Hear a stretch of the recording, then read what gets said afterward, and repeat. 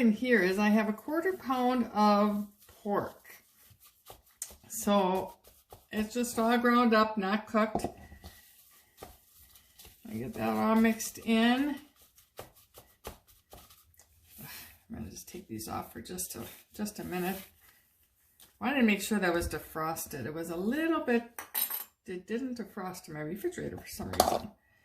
So, and then we have our Italian parsley. I don't know if I've ever shown you how I do my, or how I store my Italian parsley, but this has been in my refrigerator for probably 2 weeks now. And you can see how good it looks. All I do is stick it in a refrigerator with a little bit of water in the bottom.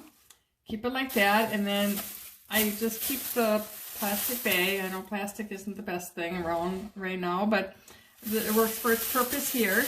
And I just keep the plastic bag that I brought it home in the grocery store from. Right now you can't even bring your own bags at the grocery store. At our store, they don't allow you to even bring in your own bags. So I just cover it up and keep it in my refrigerator. It keeps just like a little greenhouse, just like that. And it stays fresh for weeks. And it's a lifesaver for me because I was starting to throw a lot of my parsley away because it would get wilted. I just wouldn't use it up because they sell it in these big bunches. And so this really does work. So now we need a 1/4 cup of our Italian parsley. Now all I do with this, I don't think that bowl is in the way. All I do with this is I give it a good rough chop. Yeah, nothing fancy, nothing, you know, it is what it is. And if I get a few stems in there, I don't even care. Matter of fact, because the stems have a lot of flavor. So don't be afraid, especially like these little ones, don't be afraid to get some of those little ones in there because they will add a ton of flavor to your dish. Some of the bigger ones can get a little tough, but those little baby ones, throw them in. They're really good. And if you wanted to, you could save those big ones and throw those. I make my own bone broth. And so I just throw those in with my bone, when my bone broth is cooking, and add some really good flavor that way too. So let's see here. Let's get a few more sprigs here. And I actually have to make more bone broth because I just went to look for some because I wanted to use it for lunch. It was gone. So I have a lot of chicken bones in my freezer that I save like I said, as I save my scraps from my vegetables from peeling them, I will put those in there and then I just throw them in my Instapot. And I think it's done in like 4 or 5 hours. And I got broth. All right, so we're gonna throw that in there. I'll probably be turning the camera off here shortly once I get this all mixed in, because then I'm gonna clean up because I have to get my meat out and get that all ready. So now I use gluten-free breadcrumbs. You can use regular breadcrumbs if that's what you choose to use. But I use gluten-free as much as I can in my house these days. I'm definitely not 100% gluten-free, but I'm probably 98%. So these are seasoned breadcrumbs, by the way, and they're organic. One thing I really try to stay with as much organic as I can. I really do believe that it's the best way to eat.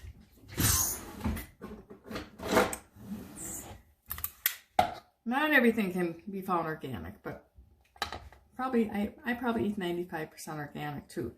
Clove of garlic, and I use my microplane. And I just do that right over my bowl. And it really doesn't fall in. I have to kind of scrape it off the back. But I do it over the bowl anyways, just in case some does fall in there. I can But you can see how that works there. I love using my microplane for garlic, ginger, any of those types of herbs that I like to, you know, instead of the garlic press. This makes a very fine mince, and so it really is nice for a dish like this because you're not biting into garlic then. Okay, and then, oh, and cheese. We're going to do about 1/4 cup of just grated Parmesan. I have Parmesan Romano cheese here. I get a blend. So that's what I'm using. And we're just going to kind of get this all mixed together. If it seems a little dry, because sometimes the pork can be a drier meat, you can add a little bit of water to it if you think that it feels a little bit dry. Not a problem doing that. And this one does feel like it is getting to be a little drier, so I might take my gloves off, and as you can see, I can make like a big meatball out of that, and I don't really want that. So, and I'm probably not going to need a lot. I probably put about a tablespoon in there.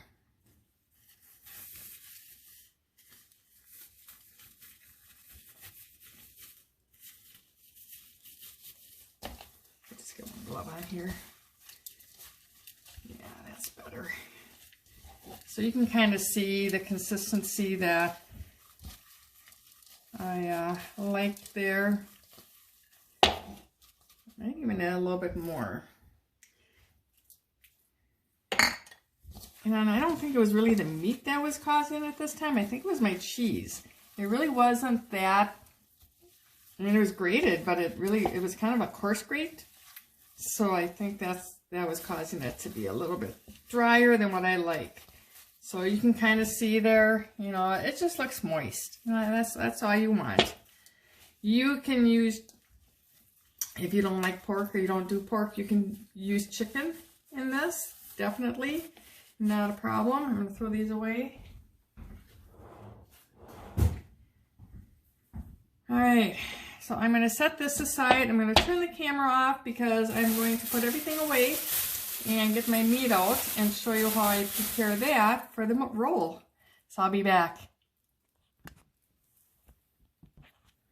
Okay, one thing I wanted to do before I forgot, and before I got my meat out, was I forgot that I needed to have some mushrooms. So I just cut up some portobello mushroom slices. Have about 1/2 cup there.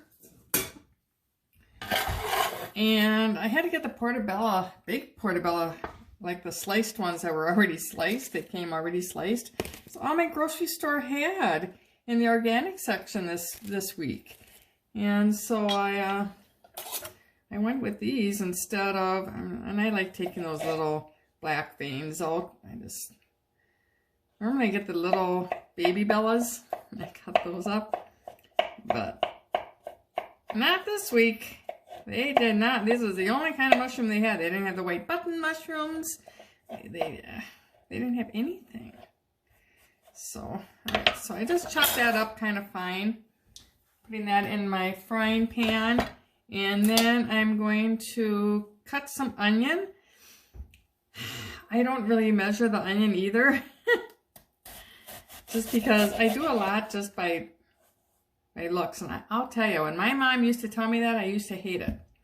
And I asked her for a recipe, and she's like, well, I don't know. I just know how it looks. I'm like, that doesn't help me any. So I will measure. It's going to be about 1/4 cup, I think, that I use. So, yeah, she was one of those cooks that, you know, a good Italian cook, and she had everything up here. And she didn't have, I don't think she had too many recipes that she wrote down. She had it all memorized.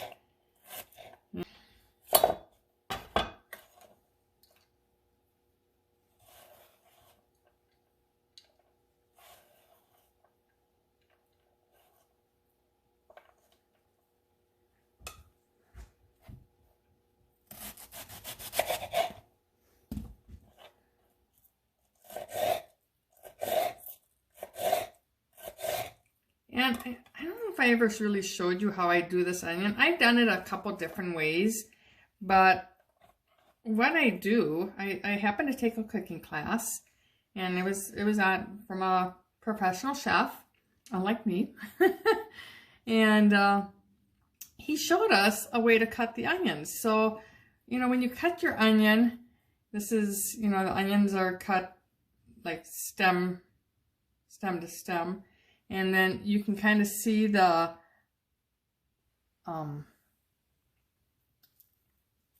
know, like the little rings in there. Couldn't think of what I wanted to call them. So now you got all those little rings in there. You can see those. And if you just cut, let's see, bring it back here.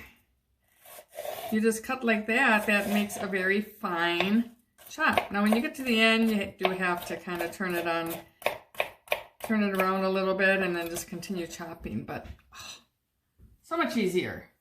I used to do the cut where I cut the onion in half, and then I cut it this way twice, and then I cut it this way a couple times, and then I'm slicing it. That works too, but this is so much easier. All right, so I'm gonna cook up those, just kind of see what I have them. I just have them right in my pan. So all I'm gonna do is I'm gonna cook those up, get them nice and soft. Doesn't take long. I'm gonna cook them up in a little bit of avocado oil. That's my choice of oil to use for heating things up with. I don't like to use olive oil for cooking, so this one is very it's very olive oil, or avocado oil is great for cooking. Grapeseed oil is great for cooking, just because it has a higher heat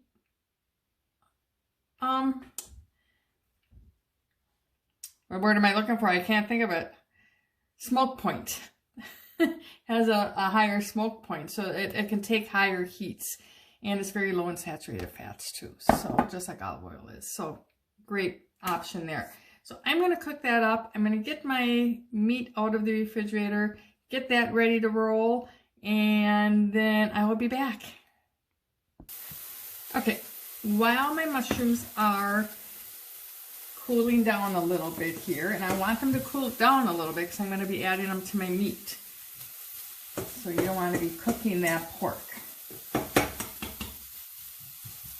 So I have them off of the heat, and while those cool down, we are going to prepare our meat. Now I just have a top sirloin steak here, sirloin tip steak.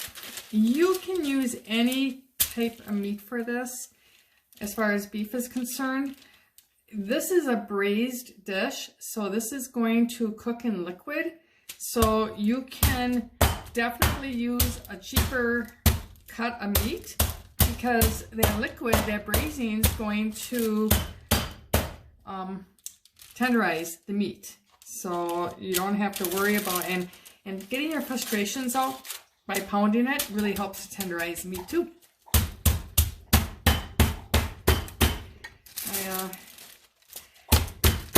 My husband always knows what kind of day I've had when he comes home and sees how hard I'm pounding the meat. He's like, oh, okay, well, I won't talk to you. So you just want to keep pounding it. And you want it kind of thin because you're going to be rolling this up. And you want to be able to roll it and be able to do that. So you want it maybe, oh, I'd say about 1/4 of an inch thick maybe. And that's looking pretty good there. So let's move this over. All right, so we're gonna add our mushrooms and our onions. The reason I like to cook my mushrooms separate versus putting them in here raw is because when you cook mushrooms, they lose a lot of liquid. And so if I was to just put this in here with raw mushrooms, as the mushrooms cook, they're going to release that moisture, and your filling may turn out to be a little bit more soft than what you were hoping for. So I like to cook my mushrooms up just, a little bit ahead of time. And they, really don't have to be cooked all the way through, but enough that you can see that they've released a lot of their liquids. And the onions I just like to throw in there with them. Give those an extra little head start too. All right. Oh, this is looking good. So in here we have our breadcrumbs. We have our ground pork, our mushrooms, our onions, and then I'm going to add a little bit of salt and pepper and garlic. Now, if you know me, I always say salt, pepper to taste and garlic to taste. So that's what I'm going to say here too. You know your family. You know if you like a lot of garlic, if you don't like a lot of garlic. And I already put that clove of garlic in here, so I don't need a whole lot of garlic. So I'm just going to put a little bit of garlic in there. And then, where's my pepper shaker? We got our pepper. And our salt. I was kind of half looking for that and I didn't see it. I don't know what I did with my salt. Well, we'll use this one. Usually I like using my pink Himalayan salt, but we'll just use our regular sea salt. So yeah, I just kind of go by ear on that one. You know, it's like I don't usually add a lot of salt to my dishes, but I do like to add a little bit in. And then the pepper and, like I said, the garlic you didn't need a lot of, because I probably don't even need to put that in, that powdered garlic, because you already had that clove of garlic in there. Alright, and then I'm going to add a little bit of Italian seasoning. If I can find that. Everything is either out or missing today.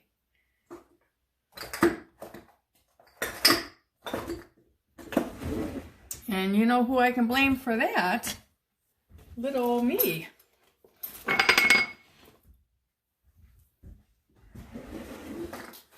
There we are.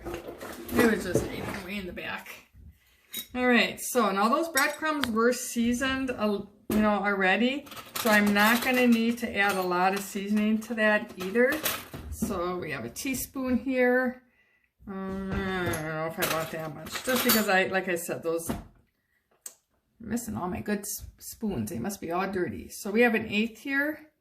So that's 1, 2, 3, 4.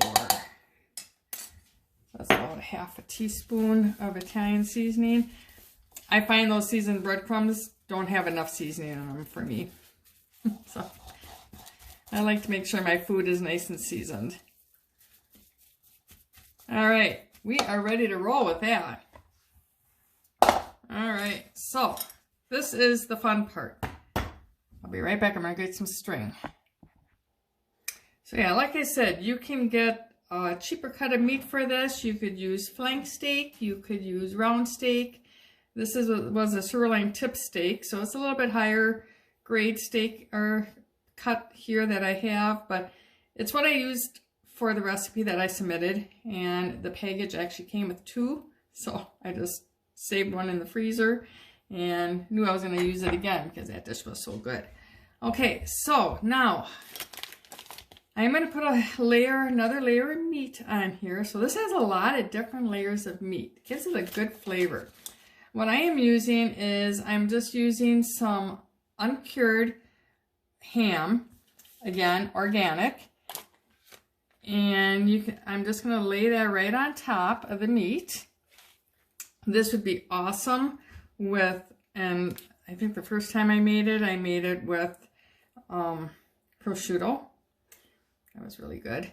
My husband's not a big fan of prosciutto, so I decided to go with the ham instead this time. Which basically prosciutto is an Italian type ham. But he's just not a big fan of that, so I'm not going to put it in this time. So there. So 3 big slices of the ham right across the top there.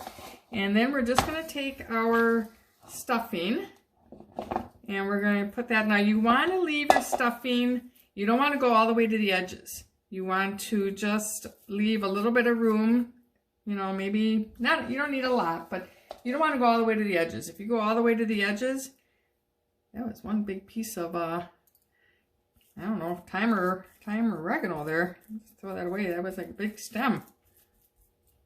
All right, it wasn't the parsley stem either. I could tell it was dried. So just kind of keep just doing that all the way down the meat.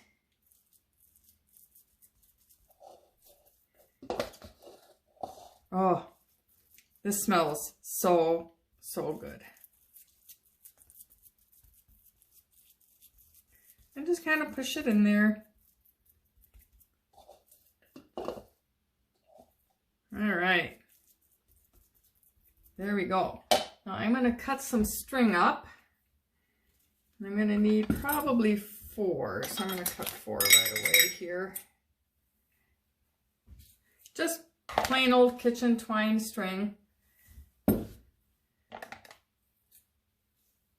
This thing is so old, I tell you.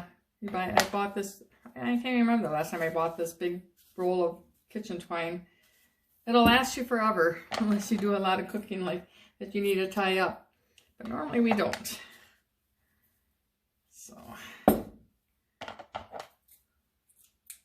there. Okay. So, now all you have to do, let's get rid of this thing, because if I drop that on my foot, that is such a heavy mallet.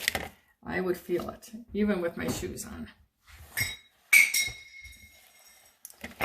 All right, so we're going to start with the short end towards us. So you can see that this is, the shorter end is near me. The wider ends, you know, we don't want to roll this way, we want to roll this way. And when you roll, see if I can get you way back here so you can see this. What I like to do is I just kind of like to push all that filling in there.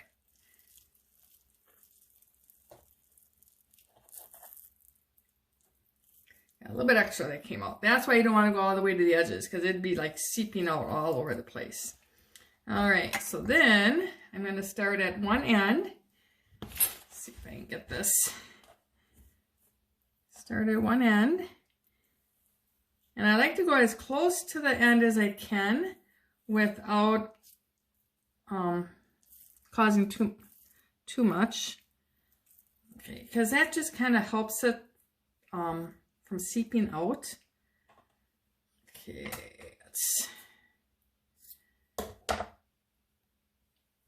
so I do both ends first, and then we'll go down the middle twice. So just nice and tight. Just holds everything together so that you don't lose anything. It doesn't come unrolled, because usually sometimes if you have a recipe like this with the meat roll, if you don't roll it, it'll start to unroll in the oven, and you don't want that. Even though this is not going to go in the oven, this is going on stovetop. So this is such an easy recipe, guys, and it's so good.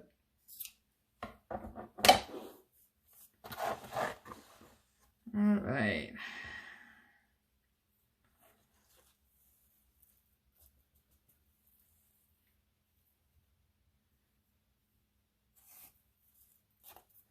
Last tie.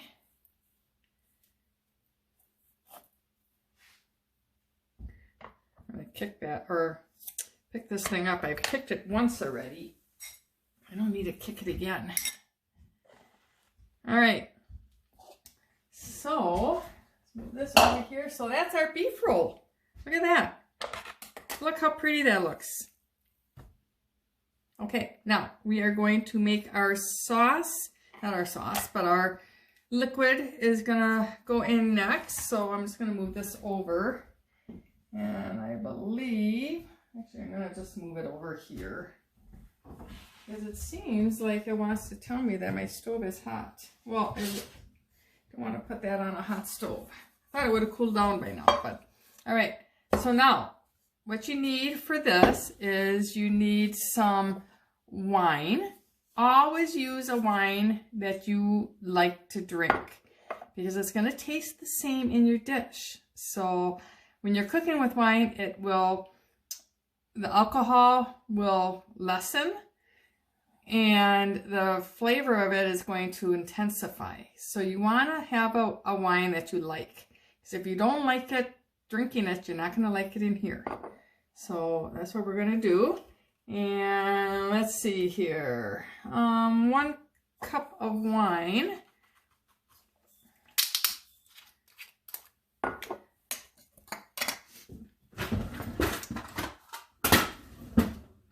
We have the 1 cup of wine here.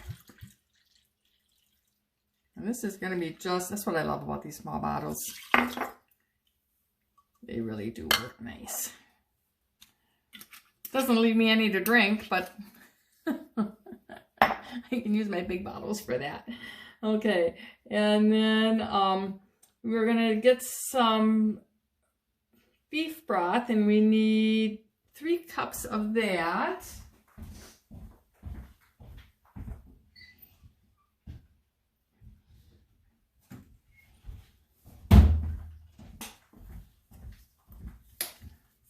Oh, my wine smells good too.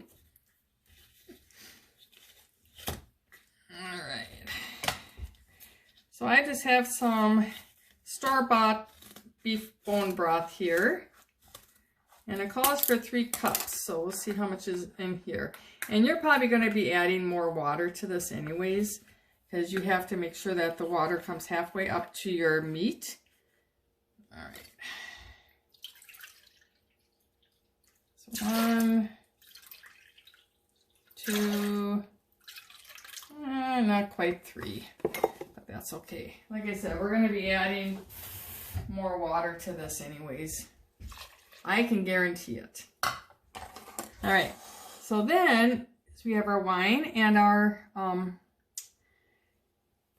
beef broth in there, and I'm just going to go get one more ingredient. All right. So our next ingredient, and what did I do with that now? I just had it, there we go, is going to be some tomato paste. And so I just buy it in the jar. It's organic, and I love doing that because I can keep it in my refrigerator, and it's, you know, I don't have to worry about it going bad too fast. So this is a half, so I'm going to do 4 of them.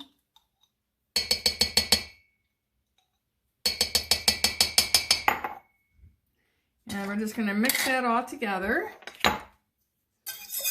So yeah, with that meat that you put on the bottom, you know, like where I put the ham, you can use pancetta with that. Pancetta I probably wouldn't, but prosciutto with that. You could use, you know, I mean, whatever kind of, you know, meat, that's deli meat that you want to put in there, you can. I've seen it already with like Genoa salami would be awesome in this.